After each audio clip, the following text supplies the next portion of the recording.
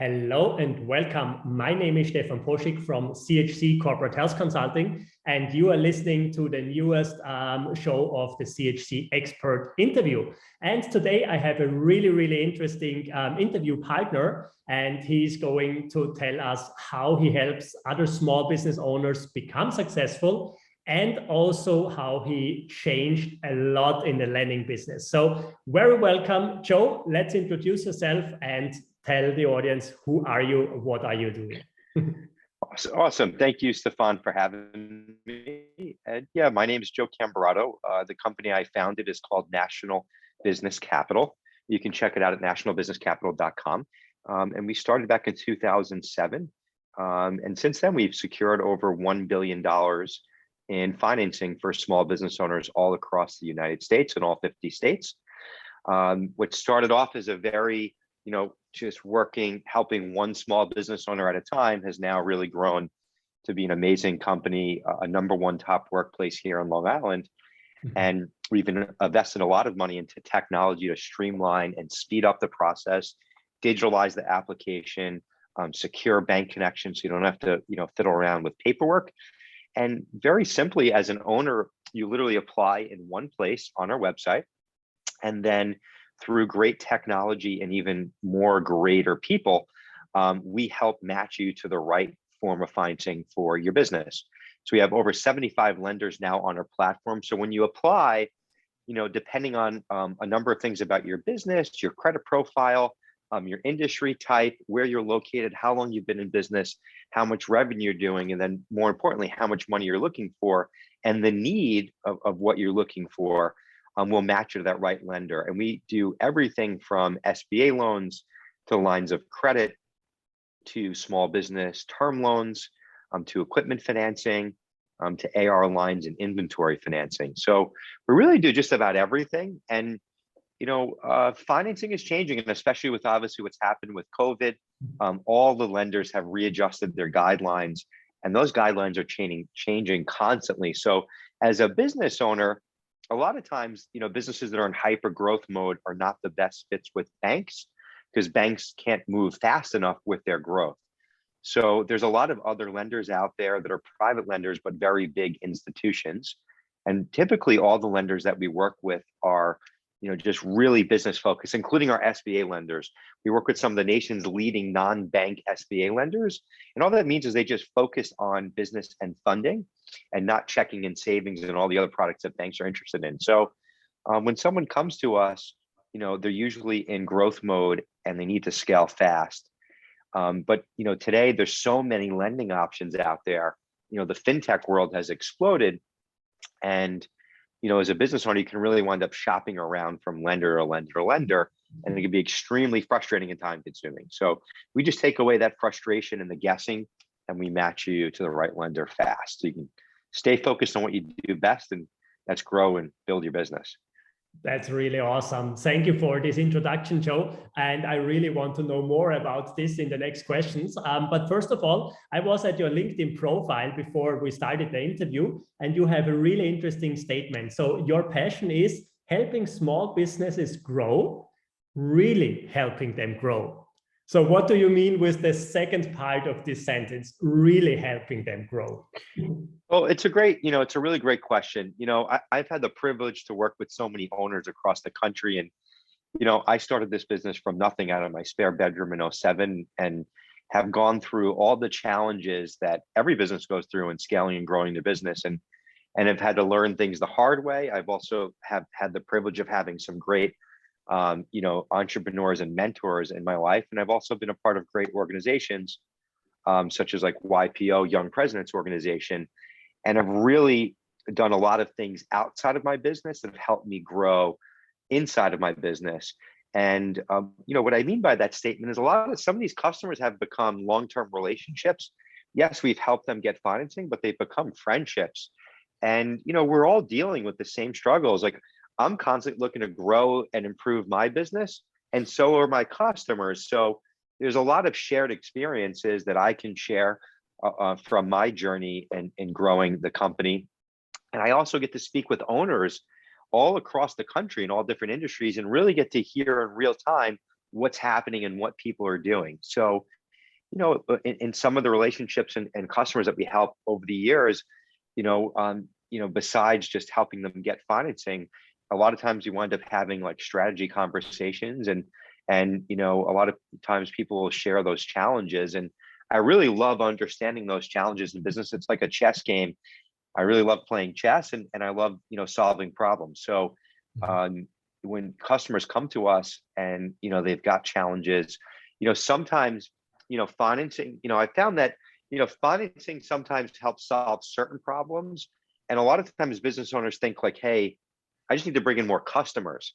But a lot of times I find it's not just bringing in more revenue, like you have to solve other problems that are happening over here, whether it's a process flow issue or a technology issue or an employee issue. And, there's all these different challenges, but the reality is, no matter what business you're in, what industry, we all really share like the same 5 problems. It's typically, a process issue, a financing issue, a marketing issue, a people issue, culture issue.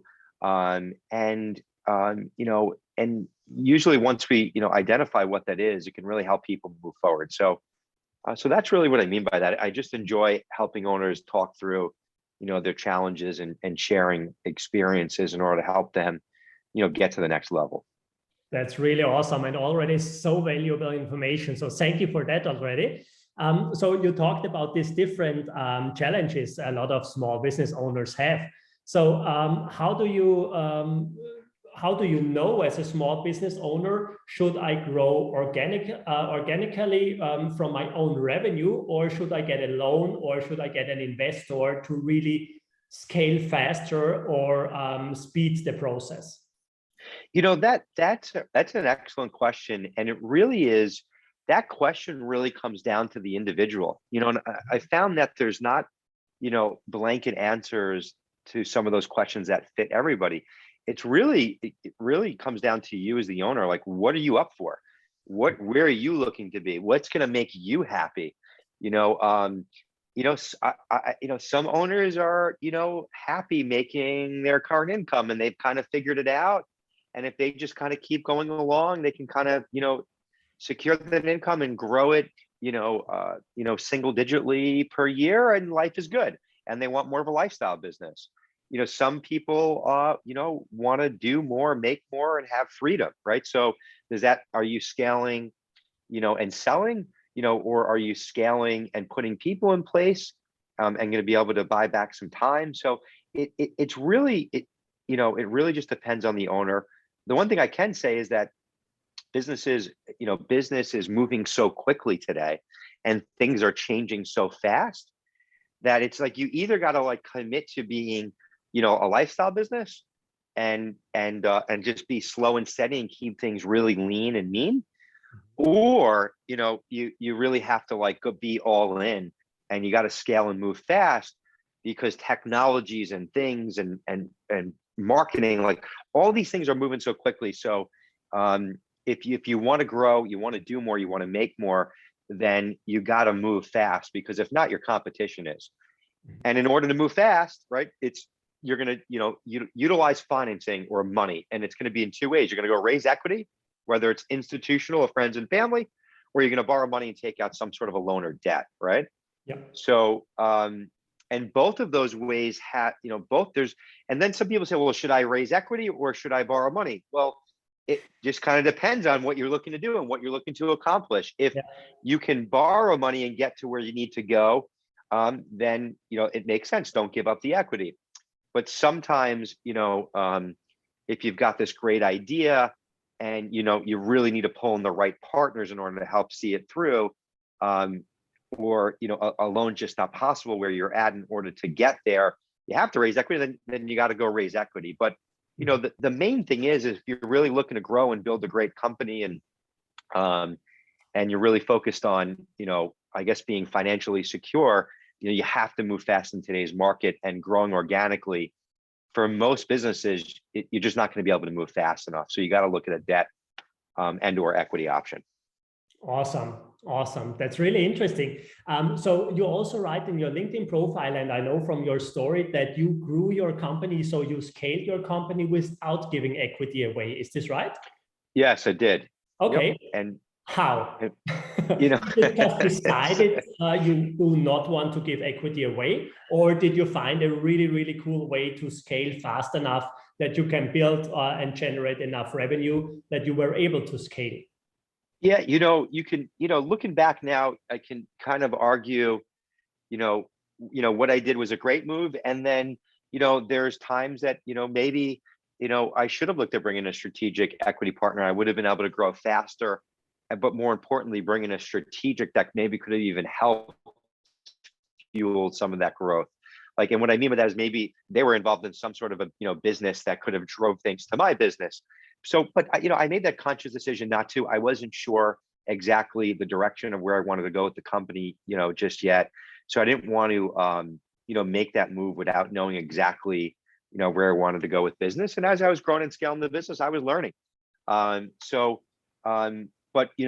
what I can tell you is, as I really started, I was really grinding, working a lot of long hours, and I was in really, as I started to do well, I started to really invest a lot of money back into the business. So, those are decisions that you have to make as an owner, and I was able to invest a lot back into the business when times are really good.